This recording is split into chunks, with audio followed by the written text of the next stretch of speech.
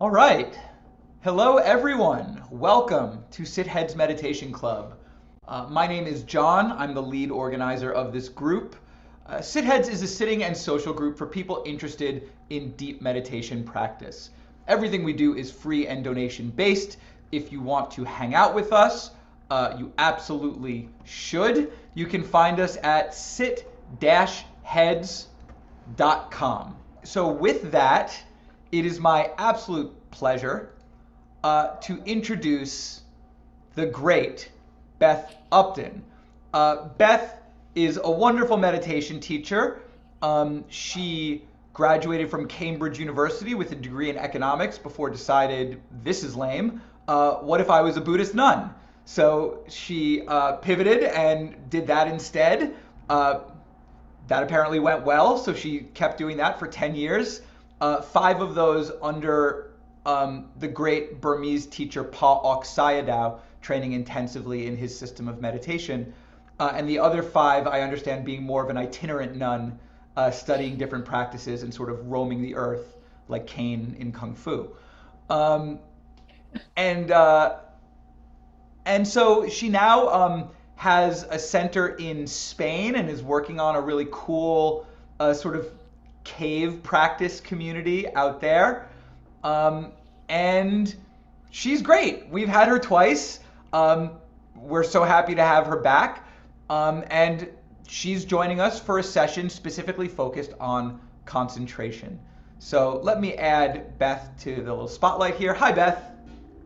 Hi, how's my connection now? Much better, actually. All So right. that's enough from me.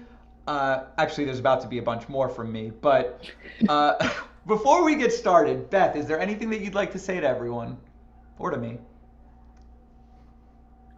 Thank you for such a flattering introduction, John. Feel like I should No. polish up my halo. And yeah, welcome to everybody else. Some familiar faces and I think some people I don't know. All right, great. So, yeah, it seems like we have some folks from your community here, which is wonderful. Welcome, welcome. Any friend of Beth's is a friend of ours. So, this is a concentration masterclass. So, we're going to just be talking about concentration. So, Beth and I are going to talk for maybe 30 minutes, 40 minutes, maybe longer if the conversation is fruitful. And I'm basically just here uh, to sort of pull the teachings out of her. I'm just here to sort of prod the teachings and with my questions. And then after that, we'll open it up for somewhere between 45 minutes to an hour of Q&A. We're going to keep the topic, we're going to stay on topic, and the topic is concentration or samadhi. Um, and yeah, that's enough. Why don't we get started? So, Beth, um, why spend time doing let's first just say there's a bunch of words that could be used to refer to concentration oriented practice, right? Samatha is one of them. Samadhi generally refers to the sort of state of concentration or the trait of concentration. You could just say concentration. There's a bunch of, some people refer to focused attention practices. That's a bit more clinical.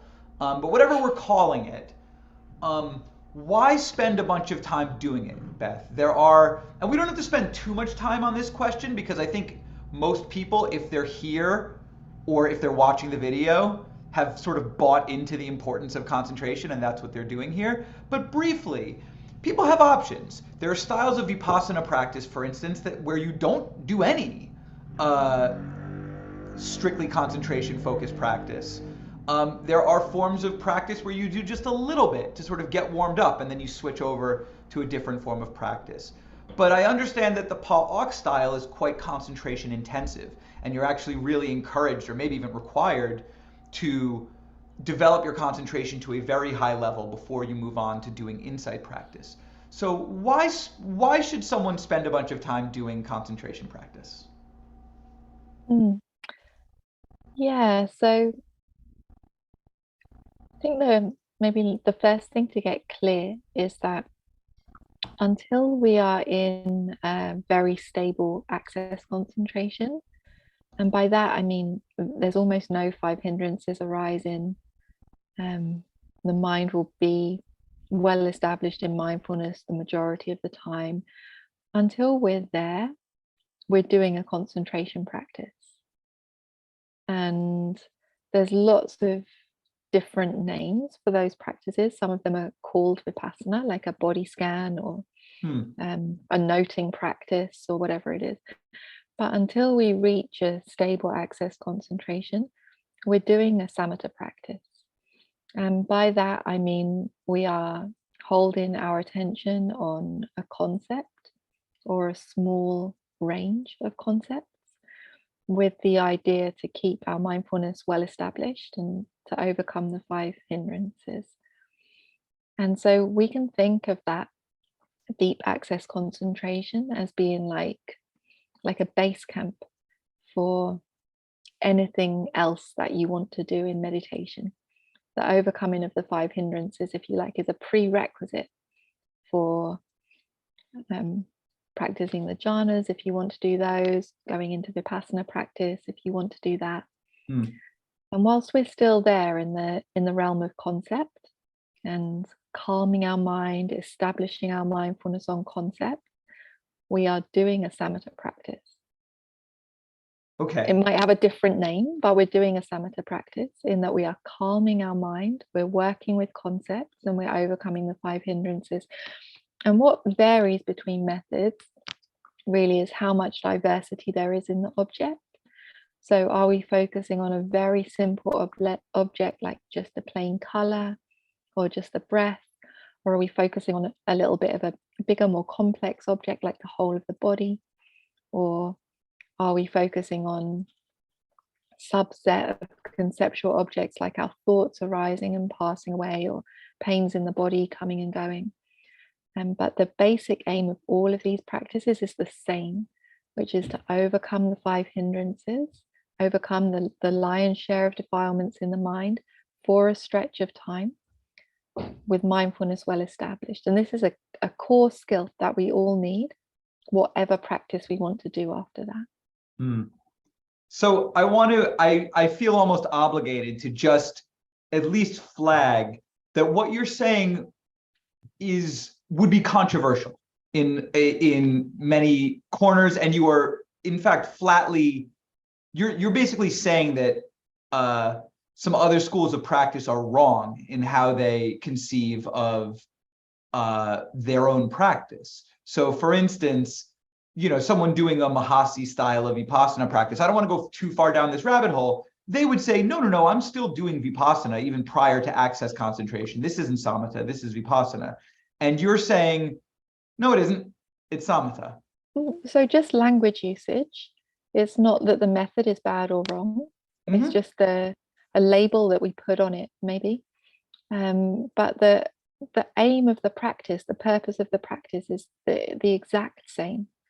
We're focusing on concepts, and we're calming the mind, and we're overcoming the 5 hindrances, and we're getting to a state where our mindfulness will do what we want it to do for an extended period of time.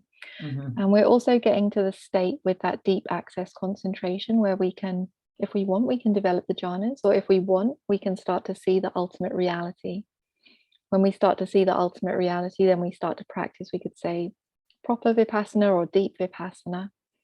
And until then, if you want to call it vipassana, it's okay, but it's a samatha vipassana. You're overcoming the 5 hindrances, you're still on the level of concept, and we're working to establish a continual mindfulness. And so however you are going about that, whatever object you are using, the aim is the same, and it's a prerequisite for all of us in the practice if we want to go deeper. Yeah. We need to be able to sustain our mindfulness. This is necessary. And I would say again, I won't open up this whole can of worms any more than I already have, but I do think it's true that even a practitioner of, say, Mahasi style Vipassana would certainly say a big part of what they're doing. They might not say it's the only purpose of what they're doing, but they would say that in those early stages, certainly a part of the practice is to gradually overcome the 5 hindrances and to develop that samadhi. So I think that's absolutely, there's no, I think, controversy or disagreement there. So interesting. So essentially what you're saying is the reason to do concentration practice. Some Oh, sorry, Beth. methods differ in. Sorry?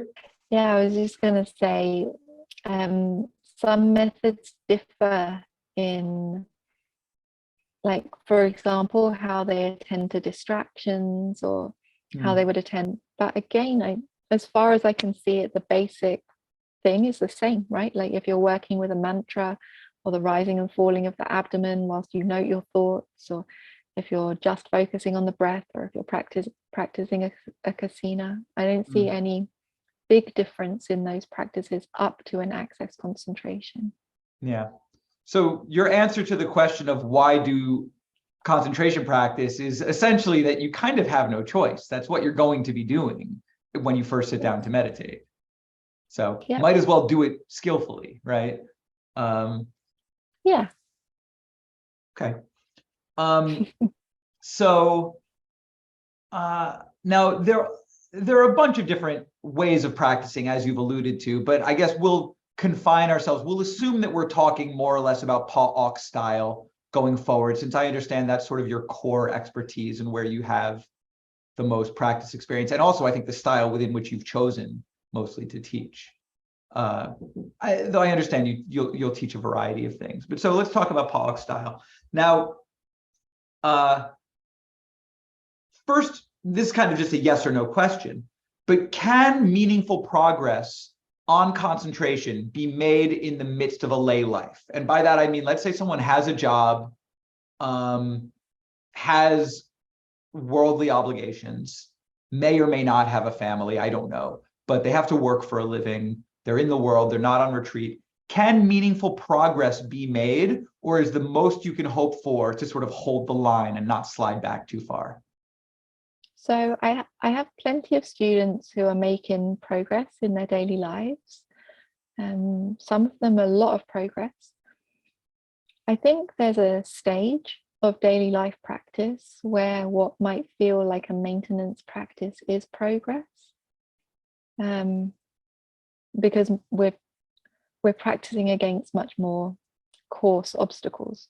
So sometimes I give this example, like if you've been practicing on retreat, it's like you're training to run, and you can run however far and however fast. And then when you go back home, it's like you strap heavy weights on. Yes. And all of a sudden you can't go so far and you can't go so fast, but you're still becoming stronger. And to be able to run as far as fast, it's huge progress actually, because you're training against more resistance. Yeah. So I think at first in the daily life, a maintenance practice is progress. But once we have become familiar with that resistance of our daily life, we've got a degree of wise attention on it, we've created a daily life that is more or less in line with the Dharma, and it's definitely possible to progress in the daily life. And it's what lots of people do. Yeah. I love that analogy of you having... can't do is ignore. Oh, sorry, we got a delay. No, it's going to happen. It's okay. No big deal. Yeah, so what we can't do is ignore the Dharma for 23 hours a day, indulge in our defilements all day long, run on just craving and aversion, then sit down and expect to progress in our 1 hour of meditation. That's not going to happen. But if we're wise, then we'll use the information that we get in our daily sit. If we notice ourselves all the time disturbed by the same pattern of defilements or the same thing that is disturbing us, off the cushion we'll understand, okay, I've got to bring that thing in line with the Dharma. Yeah. Can't run on the treadmill for a half hour in the morning, spend the rest of the day eating Twinkies and expect to get fit. Precisely. Yeah. You said that like a man who knows. I'm a man who I'm fond of the occasional Twinkie for sure. It's something I have to look out for.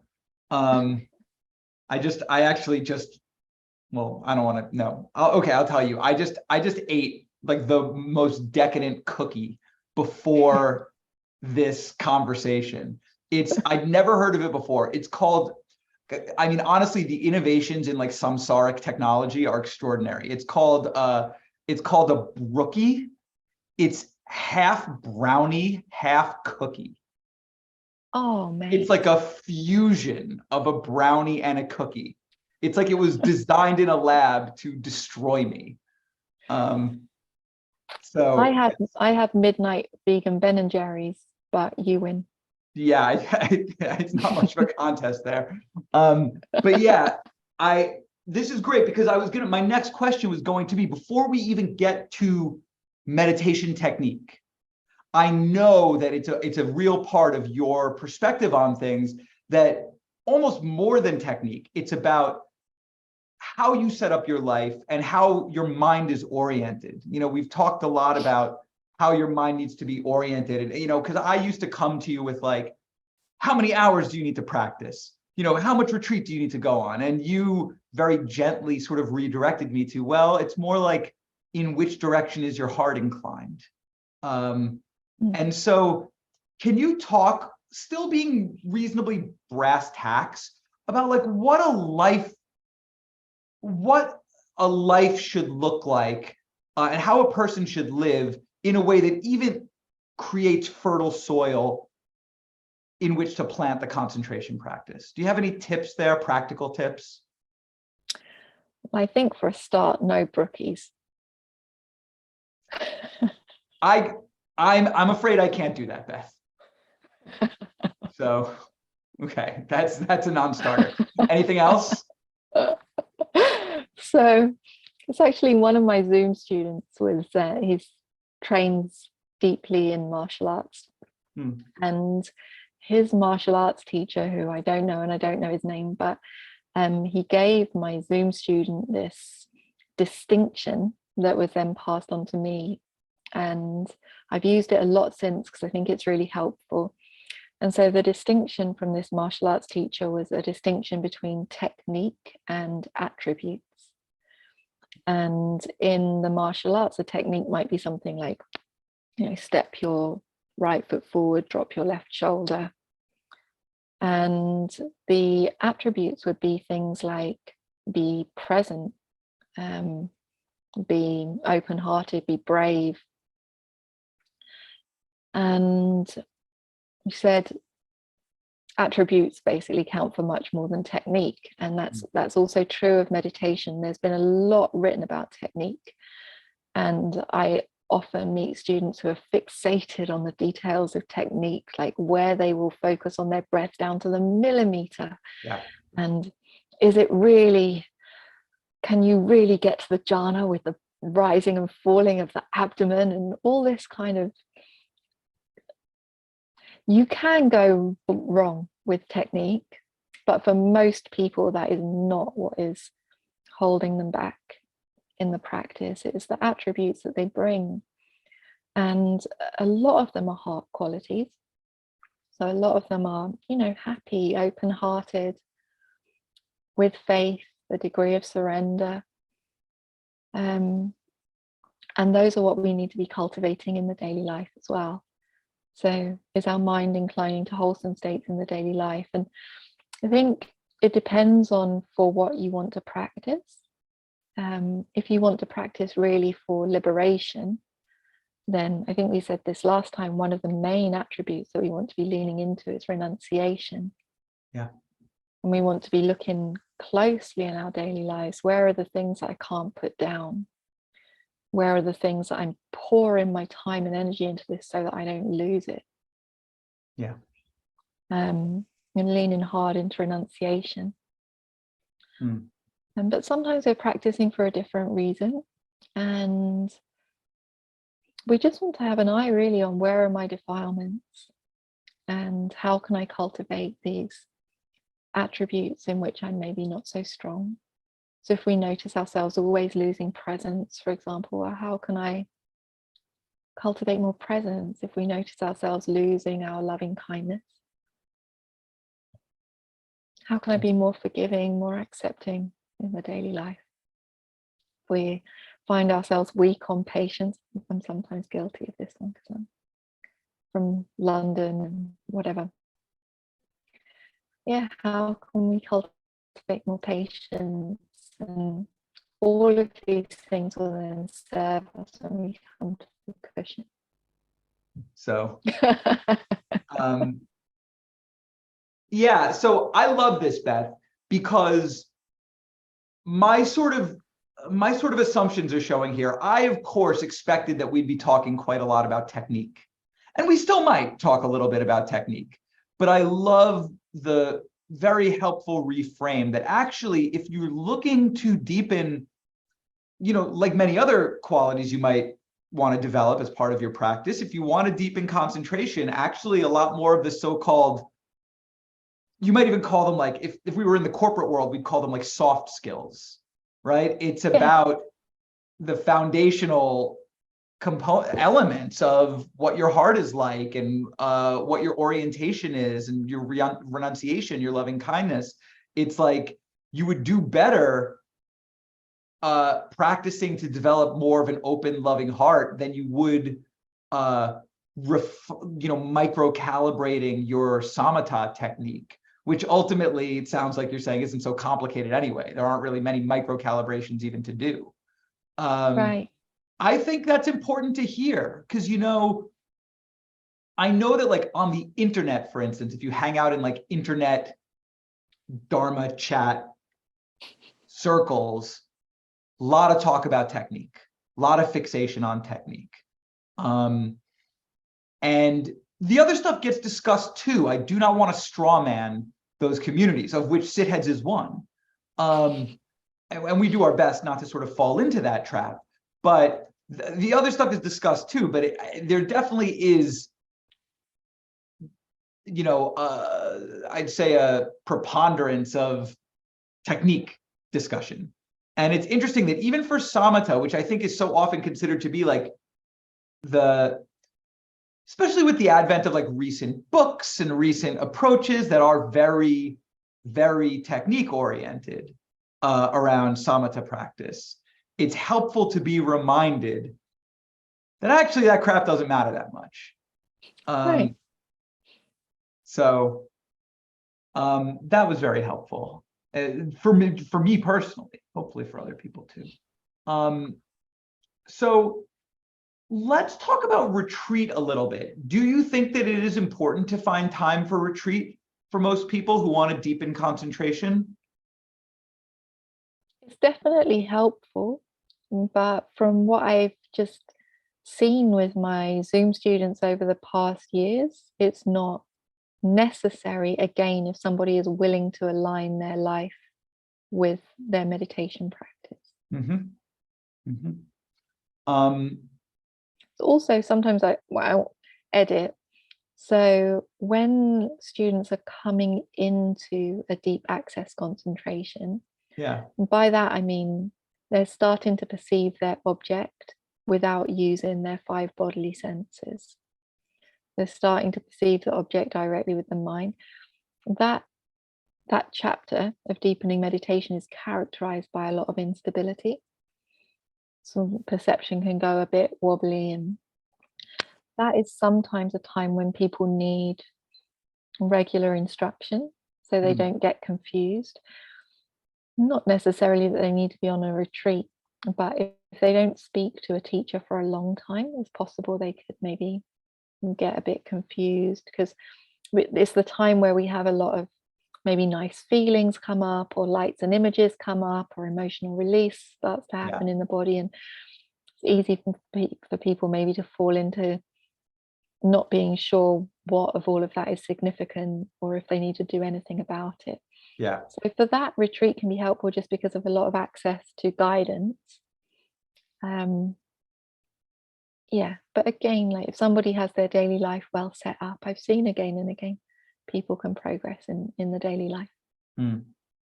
Yeah, that's interesting. In the Mahasi tradition, they refer to, I think, the same sort of stage that you're describing as the corruptions of insight, which you probably already know. But and it's a similar. It's like, oh, this is a really easy place to go astray, partly because everything is kind of so groovy and interesting.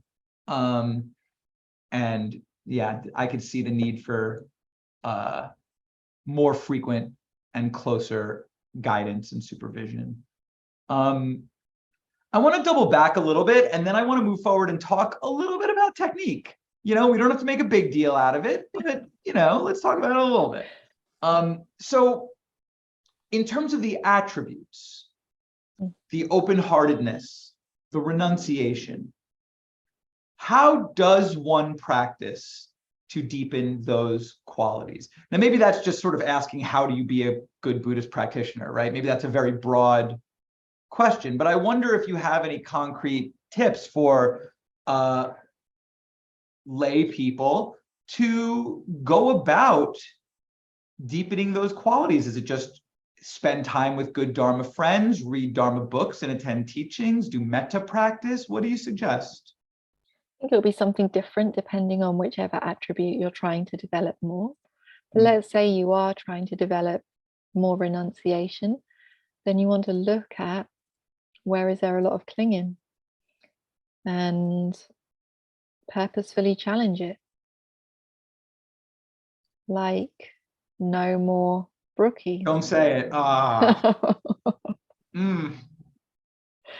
For example, if you want to develop more patience, then you want to look at, okay, where is there typically impatience arising? Maybe it's with your Zoom connection, or maybe it's with your partner, your kids, whatever.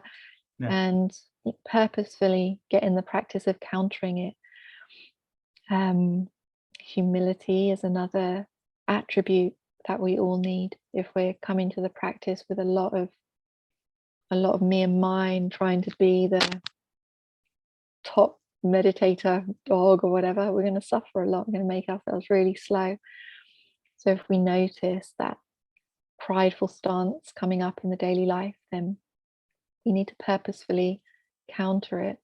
Yeah. And the other type of pride as well can hold us back, the inferiority pride, this cozy stance that some of us like to take in life of not good enough, I'll never do it. And this also we need to counter. So I think noticing the suffering of the defilements that are the opposite of those attributes, but also the wholesome states co-arise, the wholesome mental factors co-arise. And so there's a way in which if we are actively developing any of them, all of the others will be growing in the background. You can't have a sustained loving kindness all day long and not also be developing some humility and some renunciation. They are developing together, whether we like it or not. It's just maybe a matter of predominance. Yeah. And I love your point, the way you framed it as looking for the suffering of the defilements.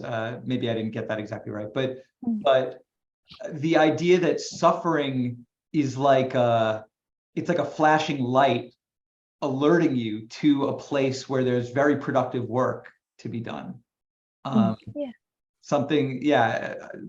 think that's such an interesting and uplifting way to look at suffering, of like, oh, thank you for pointing that out, suffering. So there's a place, there's a useful spot for me to take a look and apply some mindfulness and train the mind and train the heart. Right. That's wonderful. So, okay. I have so much more I want to ask you about that, but as always, I think I always say this when we talk, I could just talk to you all day long, but I'm not going to do that to you or to these fine people. Let's talk a little bit about the actual, the little fiddling with the little dials and the technique stuff. All right. Go on then. So concentration practice in the Pa'ok style is, I understand, a breath-oriented practice in at least some sense. Is that right? No. Oh no, there are casinas, and that's right. It's pretty expansive, actually. Yeah. Yeah, I feel like Pa'ok is actually quite misunderstood in the West. Maybe just because jhana practice is relatively uncommon. It gets very well known for that. Yeah. But when Pa Auk Sayadaw was first teaching, he didn't start by teaching people the jhanas. He started by teaching people, you usually start with 4 elements, and then because to do the cause and effect, we need to see the past lives and the cause and effect across lifetimes. He found at that stage some people's concentration wasn't strong enough. So then he'd start to teach the jhanas, and then he realized, oh, it's quicker if they do them first. Quicker if you do the jhanas first. Yeah. Okay. But well, Pa Auk is changing now because it's become such a huge institution. And so when you say Pa Auk is changing, you're referring not to the man, but to the institution, monastery, the institution. Okay. Yeah, because we've got this next generation of teachers, and it has to become to a degree standardized. So it's lost a little bit of its flexibility. But Pa Auk Sayadaw as a teacher will teach whatever he fancies to the student, whatever he feels is. He's very creative as a teacher. And I think mindfulness of breathing is a great object for a lot of people. Okay. But it's definitely not the right object for everybody. Okay. So when you work with students, you are not doing mindfulness of breathing with all of them. Right. Yeah. I mean, I think it's usually the majority, because like I said, it tends to be a good object for most people. Yeah. But not for everybody. So on a retreat, there will usually be a handful who are doing kasina practice, and a handful who are deepening into the jhanas, maybe with a metta practice, some who are doing a 4 elements practice, some who come with their own style practice they already love and they continue with that. Yeah. Okay. Well, let's zoom in, at least for now, on mindfulness of breathing, since it sounds like it is what the majority of your students work with, and is just, I think, so many people already have some experience with it, whereas kasinas might be more foreign to more people, and 4 elements certainly. So let's take a look at breath practice. So in the Pa Auk style of mindfulness of breathing, what exactly is the object?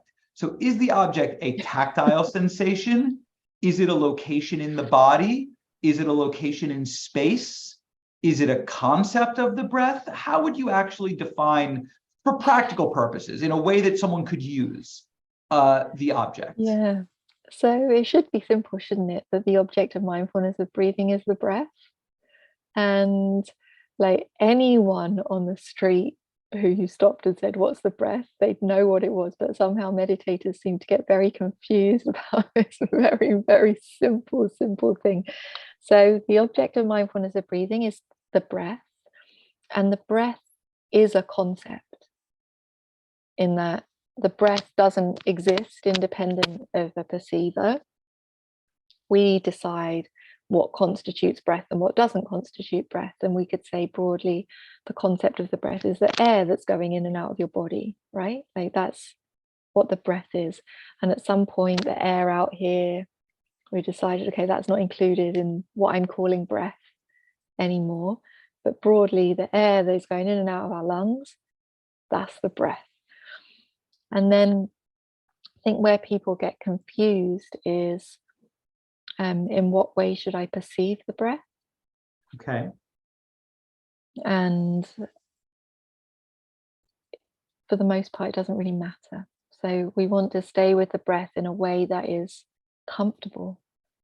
Comfort is a great, say, like guiding star, because it's a very good indicator of balance. If your effort is too tight or too loose, it's not going to feel comfortable anymore. If your faith is lacking or the heart is closed or whatever, it's not going to feel comfortable anymore. But if you're more or less in balance, then it's going to feel nice and comfortable. So we just want to ask ourselves, where does it feel comfortable to focus on the breath? Okay. Now, where else people get confused is that the breath itself is very subtle. The air going in and out of your body is difficult for most of us to know directly for a sustained period of time. And so in the beginning of practice, it's normal that we use different props, you could say, or supports to guide our attention back to the breath. So an obvious example would be the counting method, where we're in, out 1, in, out 2, in, out 3. And we all understand the numbers aren't the breath, but the numbers are in our awareness, and they help to guide our attention back to the breath. They remind us that the breath is going in and out. Slightly more subtle level would be a noting method, in, out, or words you like, Buddha, or simple, natural, peaceful, lovely, whatever you like. And again, I think it's easy for us to all understand. Those words aren't the breath. The words just point us back to the breath. They're helping to sustain the mindfulness on the breath. And the next most subtle level would be the physical sensations. So the touch of the skin here, or the rise and fall of the abdomen, is helping us to remember, oh, there's breath going in and out. And I think we can also all understand those physical sensations aren't the breath. Those physical sensations are just reminding us, yep, the breath is there. The breath is there. The breath is going in and out. And as we continue to practice like that, remembering that the breath is our object, eventually we will be able to just directly know the breath, and eventually without any attention on the body or the bodily sensations at all. So it's not a problem to have the counting or the noting or the body sensations in your awareness. It's just important we all remember we're practicing mindfulness of breathing, if that's what we're doing. And our meditation object is the breath. The point is to remember that we are breathing. The breath is going in and out. Yeah. So this is not a framing of mindfulness of breathing I've ever heard before, Beth, actually. So this is really interesting to me. So many of the styles that I've heard a few different things, but a lot of them will sort of stop at the physical sensation and will say, find a sensation. It might be the rise and fall of the abdomen. It might be the air passing in and out of the nostrils. That's your object. What is the object? It's the physical sensation. And which is actually clarifying for a lot of people, because a lot of people don't know what is meant. But what you're saying is, even that physical sensation has more in common with the counting than it does with the actual breath. It is just a subtler form of proxy, or a subtler form of nearby reminder. Exactly. Yeah, exactly. With the object there's itself, no problem with there's no problem with taking physical sensation as your object. You can do that. You can do a body scan. You can focus on physical sensation as your samatha object, but you're not practicing mindfulness of breathing at that time. Interesting. And again, having some physical sensation in your awareness whilst you practice mindfulness of breathing is normal. But the physical sensation is there, as I said, to guide us back to the breath. Okay. And for most people, if you don't over explain it, that's really just obvious and they do it naturally. But as you said, there's some methods where the explicit instruction is to zoom in on the sensation, and is it tingling and pressure and hot and cold? And I think maybe that's where people get a little bit confused. I think maybe those methods are there because it is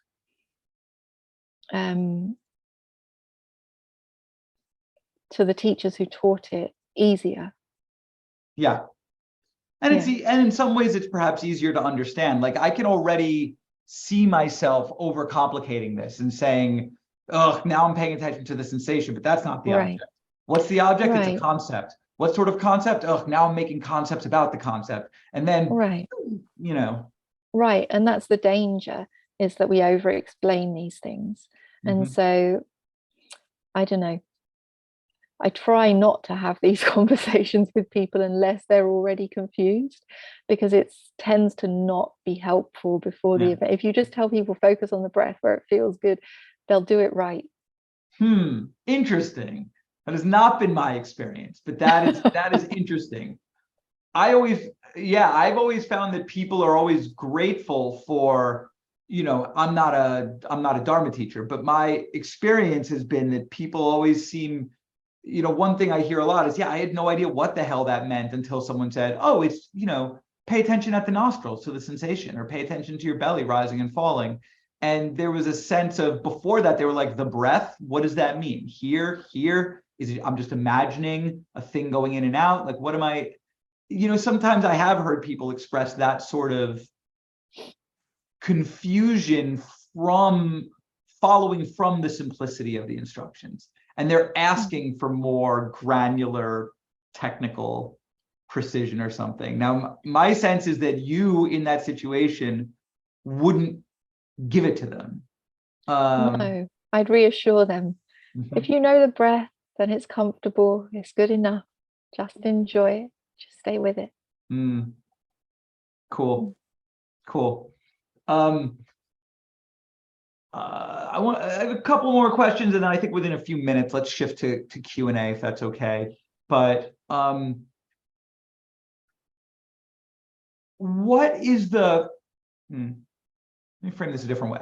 So I feel like there are sort of two approaches that I hear described about how to practice concentration. And I feel like I sort of know what they mean, and I see the difference between the two. One emphasizes the attending to the object. And then the other, like, where what it really is about being intent on the thing that you're looking at with your mind. And then the other is more about letting go of everything else and essentially becoming disinterested in anything that's not your object, and allowing yourself to feel the peace of non-involvement with everything but the object. And so one is like more of like a positive or active approach, and the other is more like a negative, not negative in a normative or like judgmental, axiological, whatever sense, but like in the sense of just releasing. Do you know what I mean by these two different sort of emphases? And how do you see it? Do you counsel a balance? Is one of them more right than the other? Does it depend on the practitioner? Does it depend on the stage of practice? Or does the distinction I'm drawing not really make sense to you, or do you see it as a false one? It makes sense. And I'm not sure how, maybe it's just because it's you who's saying it, but, and you're quite analytical already. But what I feel when I listen to you speak is I'm not sure how helpful the analysis is. May not be. Like, if you're going to watch a movie, or if you're going to read a book, for example, then your job is to enjoy the movie or enjoy the book. You don't have to try and let go of perceptions of the room in order to, right? You just don't have to investigate it. And at the same time, you don't need to be thinking, how actively is my attention on this book? Do I know everyone? You don't have to really do either of those things. You just have to be enjoying the book or enjoying the movie. And after a while, without having realized you've done it, you'll have forgotten everything else in the room. And your attention will just be there through the attributes that you bring to it, like you're enjoying it, right? Yeah. And yeah, I'm sure there are cases where I would speak to somebody about the way in which they were applying attention or approaching the practice less in a acquisitive way, like they got to try and get something, and more just speak to, like, definitely I would bring in that framing at times, but too much investigating of it will also get in the way. It's really very simple. You just gotta enjoy being with your breath, be with it for longer. Yeah. Do you know what it is, Beth? It's me feeling an obligation to have questions for you. Feeling like I need to do my job here. and like have like cool, interesting questions for you to give cool, interesting responses to. But So I just led 2 retreats through January and February, and I got back to London on my friend's birthday. And so we went out for dinner with my friend, and I couldn't make conversation anymore. I was like, I've become boring. All I know what to do is ask you about your breath. yeah, Hi, happy birthday. How subtle is your breath? that's funny. Yeah, I've had I my mean, look, Ramana questions. Maharshi eventually just gave up and stopped speaking entirely, right? So, maybe that's what lies ahead for you. Why don't we move to Q&A from the group? Does that sound all right, Beth? Yeah. All right. Teddy, would you like to ask Beth your question? Yes, thank you, John. Hi, Beth. It's so wonderful to see you. Thank you for being here with us. Hello again. So my question, a little preface, you know that my object is the breath, my meditation. And I know that my meditation really started to deepen when I really started to love my breath and created a really deep relationship with it. Focus on my breath wherever I go, while I'm driving, walking, working. So I was wondering if you could, I guess, share a little bit as metta or loving kindness as the object of meditation. Mm, yeah, so that's a bit of a different thing. So whichever meditation object we're working with, we're going to make it much easier for ourselves if we love it. And ultimately, that force of loving the object, pleasure with the object, happiness with the object is going to be the force which sustains our attention. Mind feels good there, so it stays there for longer. And we want to be building that up drop by drop. But sometimes when we speak about loving the breath, people think they need to ship in some kind of fake, like, no, I really love you, breath, really, I do. And it doesn't work. They feel disingenuous. But if we can just breath by breath look for the things that we like about it, that we appreciate about it, in a sincere way, then it's going to build and it's going to help the practice a lot. But when we come to doing a metta practice, metta, sort of by definition, is a good wish towards a being or beings. It's a wish for beings to be well and happy and free from suffering. So the object of our metta practice is beings, a single being or a group of beings or ourself as a being. And so the first thing that we need is the clear way to perceive that being. And sort of depends how deep we want to go with the metta practice, the perception that we use. So at first, we just want to use any available comfortable perception. And we could do with our eyes open with a photo of the being or the beings that are around us physically. We could use a memory of that being. We could use their name, or we could hold a mental image of that being. If we really want to deepen into metta jhana, so we want to use metta as the meditation that will carry us deeper rather than as a supportive meditation, then we need to be working with a stable mental image of the being. And for some people, that's really easy to hold a mental image of a being. And for some people, it's really difficult. It just sort of depends on the conditioning of the perception. So if you want to use metta as a protective meditation or a supportive meditation, then you choose any perception of the being that you find easy.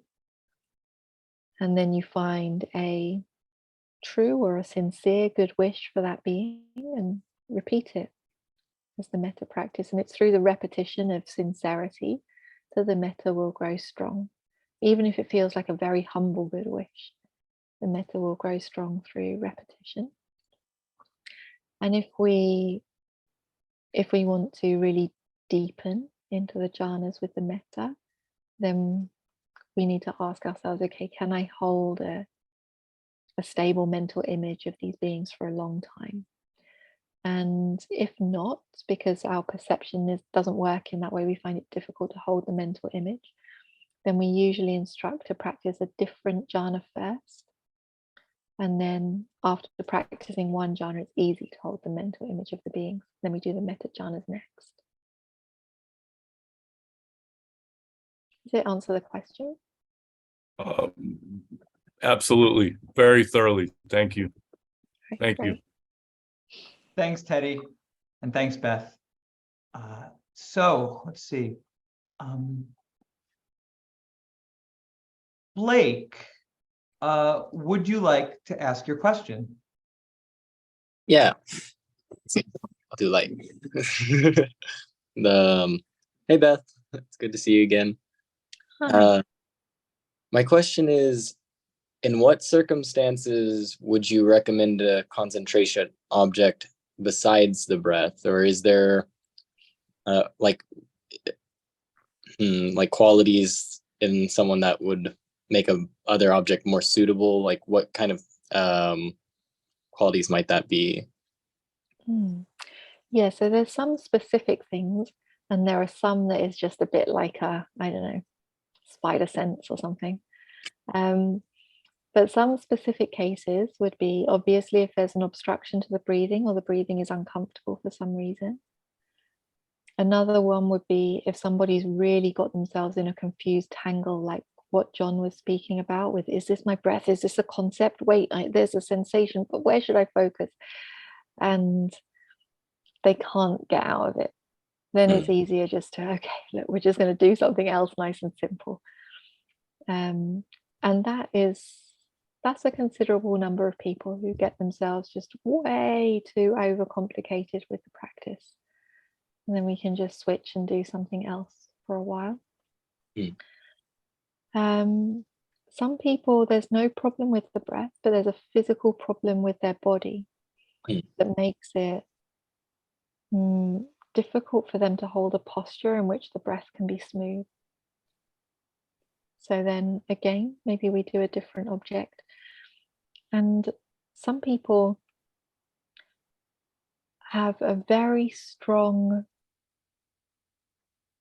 instinct towards a different object. So might teach somebody, for example, and they just love the nature, and it will come up when I speak to them, and I want them to focus on their breath, and they'll just want to go and spend all of their time outside in the nature. So then probably if they do like a kasina, like the water kasina, for example, or a green kasina, they'll love it. And they'll feel, they'll naturally, they won't have to try to love the object. They'll love it. They'll want to be with it for longer.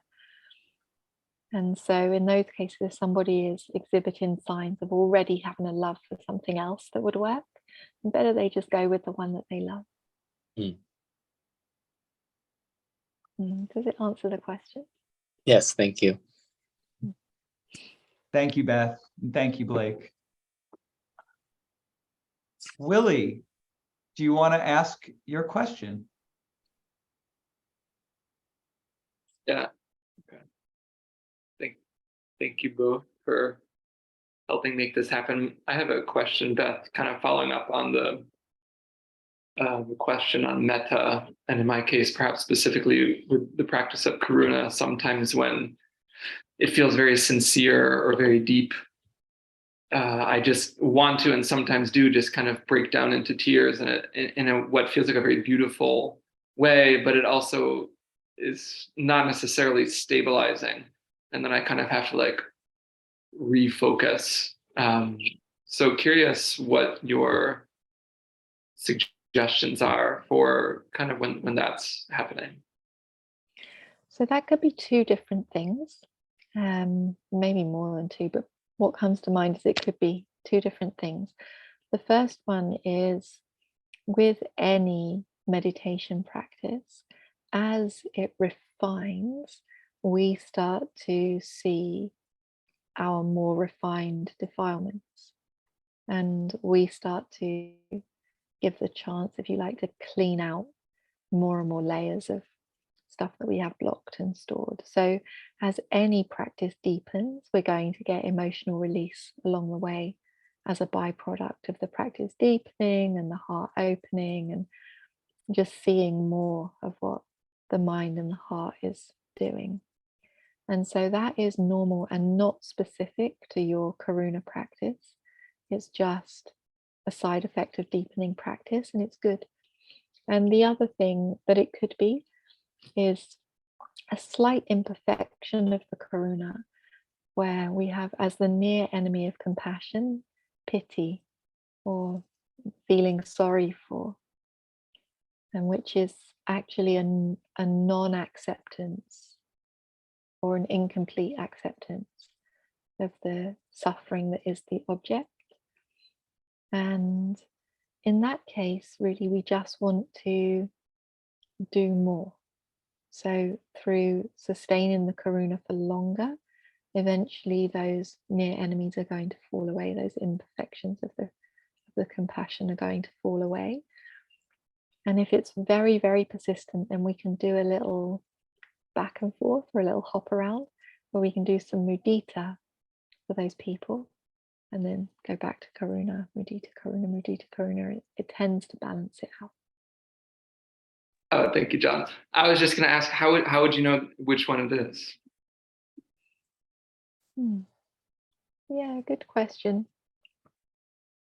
I think we know when we feel sorry for, right? That it's a subtle type of aversion towards the suffering. Thanks, Willie. Thanks, Beth. So there's a question here that's been sent to me to ask. And then that's the last one here. So please don't be shy. Send me those private chats telling me that you have questions for Beth. Otherwise, you know, I'm going to keep asking questions, and no one wants that. So send them my way. But here's the question that has been sent to me. The other thing I want to note is that we could also end early, which would be a mercy, because I understand that it was something like 12:30 a.m. when Beth joined us, where she is. You're in Spain, Beth? I'm in London. London. Okay. Pretty late there. But okay, a question came in. Bad for Beth, maybe. Good for us. So here's the question that was sent to me. When is it skillful to maintain mindfulness of specific intentions versus letting those fall away, assuming a state of practice where focus is maintained regardless of remembering the intent or intents? So it depends what type of practice we're doing. Let's say that we are doing a samatha practice, and by that I mean we're working with concept, which is maybe something I would need to define better another time.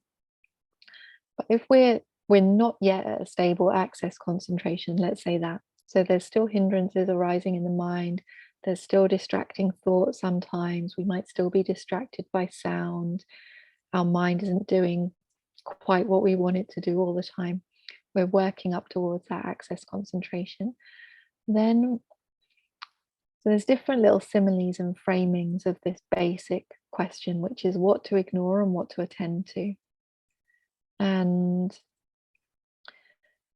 a framing that one of the framings, maybe one of the similes is, we imagine that you've spent your life on the thinking train, which for the purposes of this question, we could call the intending train, right?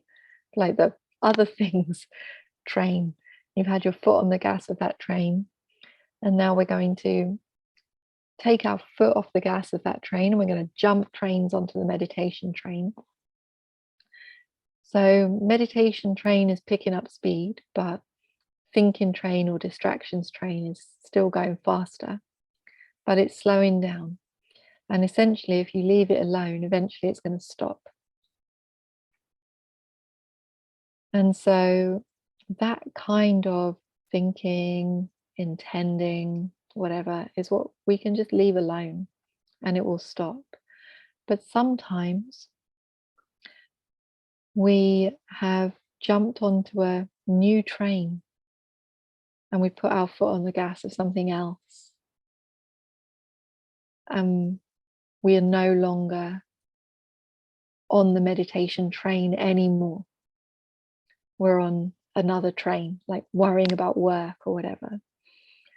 And so that's the ones that we want to attend to, the ones that have hijacked our time with our meditation object. So not just the old habits that are dying in the background, that's what we want to ignore. But if it's a new distraction that we're actively engaging in, then that's what we want to attend to. Or another rule of thumb is if we can comfortably ignore something, then it's probably worth ignoring. If we need to tense or make unnatural effort to stay with our meditation object in order to ignore it, it's probably we need to attend to it. It's too much defilements wrapped up in it. If you've already established a deep access concentration, then you can do a vipassana practice that is just focused on the arising and passing away of cetana. But if you're going to do that practice well, then you need to be seeing it on the level of ultimate reality. So momentary arising and passing away, which is quite a subtle level of analysis. And Beyond just the for level the of benefit of concept. folks watching now or watching in the future, cetana refers to intentions, right? Yeah. Intention, volition, it's like Yeah. the doing mental factor. Okay. All right. Well, on behalf of the person who asked that question, thank you very much, Beth. And also, I didn't ask the question, but that's very helpful for me also. Nice reminder. Okay.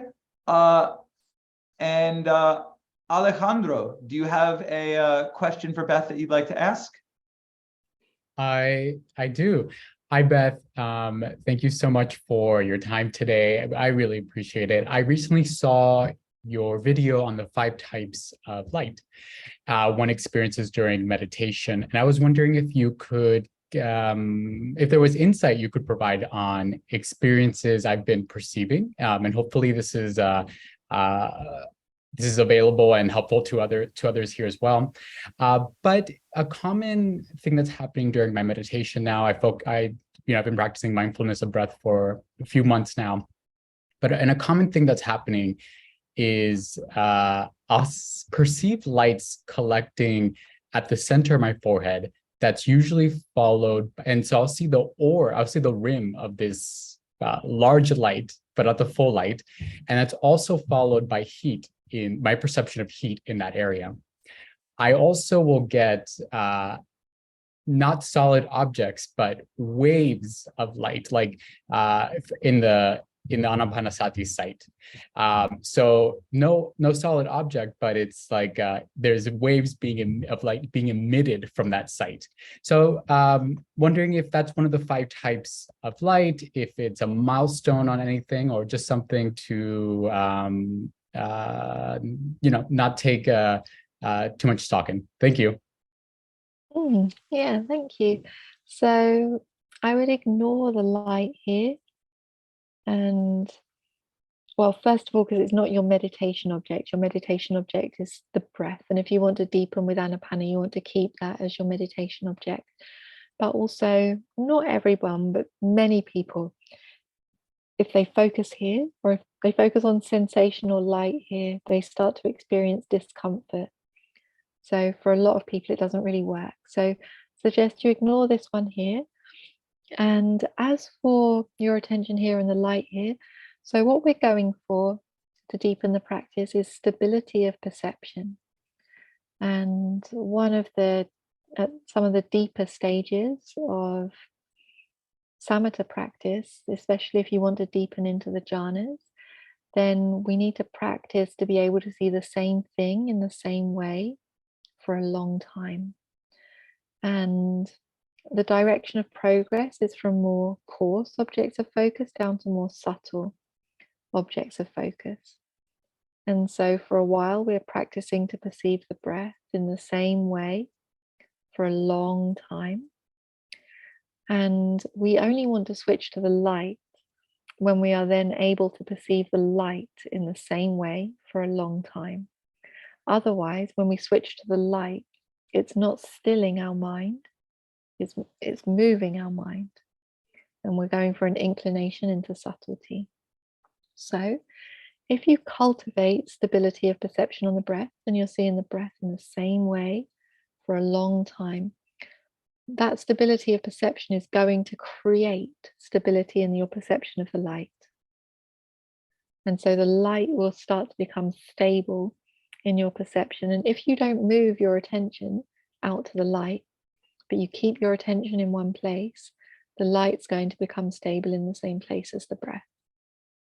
If you have a lot of contentment, your mind is free from the craving to go deeper and all of these other little things that can come in, then the light is going to become stable in the same place as the breath. And when that's the case, you can choose which is more conducive to mindfulness, focusing on the breath or focusing on the light. And for a while, there's a little bit of a back and forth, which will be the better object for the deepening of your mindfulness. You need to remember the aim is to sustain our mindfulness on a subtle object for a long time, not to focus on a light, okay? And so we use the object that serves us best. But whilst the light is still relatively unstable, waving and moving, keep your attention nice and stable on the breath until the light becomes stable in the same place as the breath. All right, thanks, Alejandro. Thanks, Beth. Stephen, want to ask Beth your question? Sure. Thanks for being with us, Beth. I know it's really late your time, so extra appreciation. I'm wondering if you could describe for us what like an ideal day would look like for you. What are the kinds of feeling states or like things you perceive in your experience with your practice or just in everyday life that kind of give you an indication that things are inclined the right way, that you're really enjoying your experience? And I'm not sure I understand the question. It's looking at like what does an ideal day look like for you? Like when you feel like your meditation practice is strong, things are kind of moving along for you. What are the things that you really like notice? Are there like indicators for you, like points you reach in your practice whenever you sit, or feeling states that occur that make you think like this is an exceptional day or this is an ideal day? I don't really frame it like that at all. Like I don't rank my meditation as this one's better than that one or something like that. Yeah, that's not my framing. I could think of like what would be an ideal day on a superficial external level, like I wouldn't have anything to do and I would be with the people that I love and have the day off and I get to sleep 10 hours or whatever. But in my meditation, I don't frame it like that at all. Does that answer the question? Or maybe you want to say something else? Yeah, I think it does. I guess in that ideal day you described via the external factors, what would be the like internal appreciation of that ideal day? Like if you were sleeping 10 hours around the people that you loved and whatnot, what are the like internal things that make that ideal for you? I'm not sure I understand. I don't really frame it in that way. So the internal things are just conditioned, and they will be what they will be. I don't know. The meditation will be how it will be. No, we just do. I don't really frame it in that way. I don't have in my mind, oh, this is an ideal meditation. I wish more of them could be like that. It's just not the way that I think about it at all. Okay. Well, thank you. Thanks, Stephen. Thank you, Beth. So that's actually perfect because that was our last question and we're right about at time. So Beth, every time we invite you here, it's always really great. I mean, what can I say? We're always glad when you are able to join us. You might be our first three-peat, our first three-time Sit Head speaker. We're so grateful that you take the time out from your activity of teaching and practicing to share these teachings. Shall I do a number 4 so that I've got a clear lead? You just want to make sure that no one can sneak up on you and take the crown. You should definitely do a number 4. Please keep coming back, Beth. We really enjoy it a lot. I enjoyed, this was a bit of an experiment in focusing down on one topic. And I think it was lovely, especially since focusing down on one topic ends up broadening us back up into the broad Dharma anyway, by necessity, you know, as you sort of helped us see. So I thought it was really fantastic. Please do come back again. So thank you, thank you, thank you. Beth, any final things you want to say before we wrap? I tell people about you all the time. I know. It means a lot. I know. No, it means a lot. You make that sound like I'm a pest. What? No. Yeah, I know. Stop. No. No. It means so much. You've mentioned that to me, that you tell people about the group, and the fact that you think we're worth telling people about and sending people to, and that you know, that makes me feel good. I hope it makes us all feel good. So please do keep doing that. We're grateful for it. We tell people about you as well. We have a list. We have a little, oh, do you feel like I said that because I needed to say it back or something? No, we have a little spreadsheet of teachers who take one-on-one students. And there aren't that many teachers that have been with us, that we like, that that take one-on-one students, especially on Dana. So we love sending people your way. So yeah, so all right. We can stop the Mutual Admiration Society here, but thank you for being here. Thank you everyone for being here. Thank you for your time. Thank you for your attention. Thank you for your practice. Have a wonderful night. Good night, everybody. Good night, Beth.